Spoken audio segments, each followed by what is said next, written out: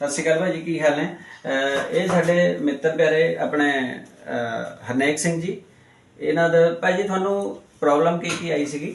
Problem ਤਾਂ ਜੀ ਸਾਨੂੰ ਖਾਸੀ ਆਈ ਹੈ ਤੇ ਜਿਵੇਂ ਸ਼ੂਗਰ ਤੇ ਆਪਣਾ ਲੀਵਰ 'ਚ ਇਨਫੈਕਸ਼ਨ ਤੇ ਕਬਜ਼ ਤੇ ਸਿਰ 'ਚ ਦਰਦ ਰਹਿਣਾ, ਯੂਰੀਆ ਵੀ ਵਧਿਆ ਤੇ ਸੀ। ਯੂਰੀਆ ਐਸਿਡ ਤੇ ਪੈਰਾਂ ਤੇ ਸੋਜਾ ਆਉਣਾ।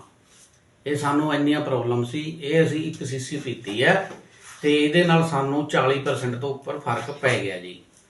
ਤੇ ਹੋਰ ਅਸੀਂ ਦਵਾਈਆਂ ਲੈਂਦੇ ਸੀ, ਉਹਨਾਂ ਦਵਾਈਆਂ ਤੋਂ ਸਾਨੂੰ ਛੁਟਕਾਰਾ ਮਿਲ ਗਿਆ।